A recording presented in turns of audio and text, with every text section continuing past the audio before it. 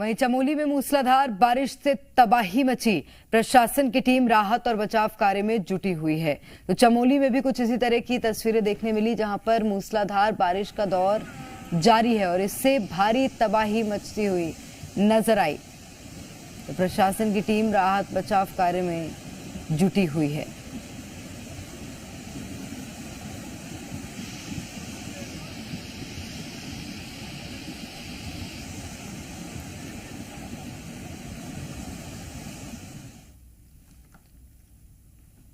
और वहीं पहाड़ों पर लगातार बारिश ने तांडव मचाया है। सबसे ज्यादा तबाही और नुकसान कहीं पहुंचा है तो वो हिमाचल प्रदेश, जहां कई 100 करोड़ का नुकसान हुआ है। कुदरत का रौद्र रूप झेल रहे हिमाचल प्रदेश में करीब 700 करोड़ का भारी नुकसान हुआ है। तो वहीं 20 जून से अब तक 69 लोग इस जानलेवा बारिश में अपनी जान गंवा चुके हैं। अभी 37 लोग लापता हैं, जिनकी तलाश की जा रही है।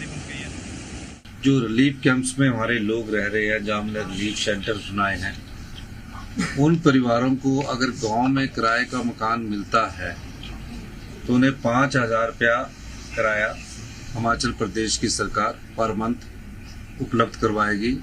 वहीं प्रदेश के मुख्यमंत्री सुखविंदर सिंह सुक्खू ने गृह मंत्री अमित शाह से बात की है और उन्होंने हर संभव मदद का आश्वासन दिया है। सीएम सुक्खू ने बताया कि मौजूदा समय में 280 सड़कें बंद हैं, 332 स्थानों पर बिजली सेवा और 784 जल आपूर्ति बाधित हैं, जिन पर काम किया जा रहा है। प्रदेश सरकार आपदा प्रभावितों की हर संभव मदद कर रही है। वहीं हिमाचल प्रदेश में 24 जून को बादल फटा था। बादल फटने के बाद नदी में सैलाब के साथ भारी संख्या में लकड़ी बहकर आई थी। अब सीएम सुखविंदर सिंह सुक्खू ने इसकी जांच सीआईडी को सौंप दी है। सवाल यह है कि आखिर हिमाचल में पुष्पाराज कौन है? क्योंकि इन तस्वीरों को देखकर आपको साउथ की सुपरहिट फिल्म पुष्पा की याद जरूर आई होगी। उसमें चंदन की लकड़ी को छिपाने के लिए नदी का इस्तेमाल किया गया था, लेकिन हिमाचल के पुष्पराज की प्लानिंग मौसम ने फेल कर दी। बादल फटने के बाद सैलाब के साथ अवैध रूप से काटी गई लकड़ियां बहकर आईं और पंडोह डैम में जमा हो गई थी। जाहिर है इन पेड़ों को किसी एक पुष्पा ने तो नहीं काटा होगा। अब सवाल यह है कि आखिर हिमाचल में पेड़ों का अवैध कटान हुआ या फिर ये लकड़ियां वन विभाग की थी। हिमाचल प्रदेश के मुख्यमंत्री सुखविंदर सिंह सुक्खू ने पूरे मामले की जांच सीआईडी को सौंपी है। जांच में यह पता लगाया जाएगा कि आखिर ये लकड़ियां कहां से आई, लकड़ियां वन विभाग की थी या फिर अवैध कटान किया गया था। और अब आपको देश में मौसम के बिगड़े हालातों की तस्वीरें दिखाते हैं। कैसे बादल फाड़ तबाही, जम्मू से उत्तर प्रदेश, मध्य प्रदेश तक, पंजाब से पश्चिम बंगाल तक तबाही की आसमान से बौछार हो रही है और हाहाकार की तस्वीरें सामने आ रही हैं। देखिए, आसमान से हुई तबाही की बौछार महासंकटकारी बाढ़ को बढ़ाती जा रही है। शहर शहर बर्बादी की बरसात जल्द त्रासदी ला रही है। बाढ़ बारिश का रौद्र रूप किसी कहर की तरह शहर को तबाह कर रहा है। हिंदुस्तान के एक छोर से उसके मध्य तक और पश्चिम से लेकर पूर्व तक सैलाब का शिकंजा दिख रहा है। जम्मू कश्मीर के राजौरी और पंजाब के अमृतसर में मूसलाधार बारिश की तस्वीरें सामने आई हैं। तो वहीं बाढ़ बारिश के बाद अब उत्तर प्रदेश के मुरादाबाद और पश्चिम बंगाल के कोलकाता में और मध्य प्रदेश के शहडोल से तस्वीरें बता रही हैं कि आसमानी आफत ने शहर को समंदर बना दिया है। गंदा पानी घरों, दुकानों और अस्पतालों के अंदर तक पहुंच गया है।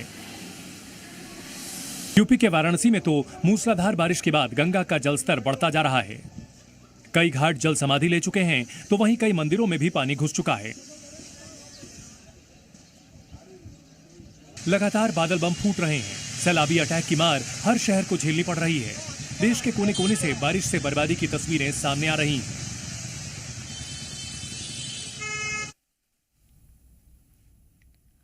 और राजस्थान के बूंदी में बर्बादी की आसमानी बूंदों ने बाढ़ की शक्ल ले ली है। जिले के 4 बांध ओवरफ्लो हो चुके हैं। पुलिया पानी में डूब गई है। बूंदी में बेतहाशा बारिश के बदतर हुए हालातों की तस्वीरें देखिए।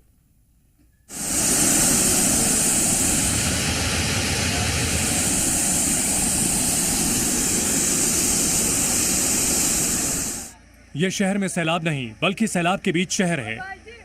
तभी तो बाढ़ का इस कदर बूंदी पर कहर है। बूंदी जिले में तेज बारिश से 4 बांध ओवरफ्लो हो रहे हैं। कई पुल पानी में डूब गए हैं।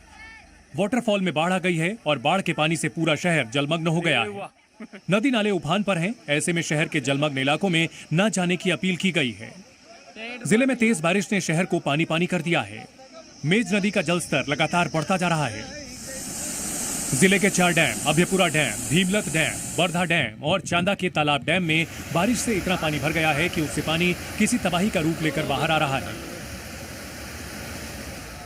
हाल ही में बूंदी की मेज नदी में एक कार बह गई, यानी बाढ़ से हालात बेकाबू हो चुके हैं। बारिश से चारों ओर जल त्रासदी जैसे हालात हैं। जनजीवन अस्त व्यस्त है। लोग जानलेवा हो चुकी जलमग्न सड़कों से गुजरने पर मजबूर हैं।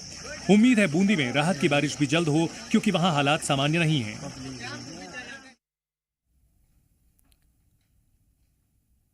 और अब आपको राजधानी दिल्ली से लेकर नोएडा तक हादसे को दावत देने वाली तस्वीर दिखाते हैं, जहां मॉनसून की दस्तक के बाद ही सड़कों पर जगह जगह गड्ढे हो गए हैं, तो कई जगहों पर खुली नालियां खतरा बन चुकी हैं। ये तस्वीर राजधानी दिल्ली की है। सबसे व्यस्ततम इलाका आईटीओ की है, जहां नालियों को खुला छोड़ दिया गया। लोगों का आना जाना भी जारी है, जो किसी बड़े हादसे को दावत दे रहा है। ये गहरा गड्ढा ठीक फुटओवर ब्रिज के पास है। हर दिन यहां से सैकड़ों लोग क्रॉस करते हैं, लेकिन अब तक किसी जिम्मेदार की नजर नहीं पड़ी। हालांकि लापरवाही की तस्वीर नोएडा से भी आई है। बारिश के बाद नोएडा के सेक्टर 100 में सर्विस रोड का हिस्सा धंस गया। हालांकि जिस वक्त ये घटना हुई उस समय गनीमत रही कि कोई गाड़ी यहां से नहीं गुजर रही थी, नहीं तो बड़ा हादसा हो सकता था। बाद में जब नोएडा अथॉरिटी की इस गड्ढे पर नजर पड़ी तो इस सड़क को दोनों तरफ से बंद कर दिया गया और मरम्मत का शुरू करवाया गया।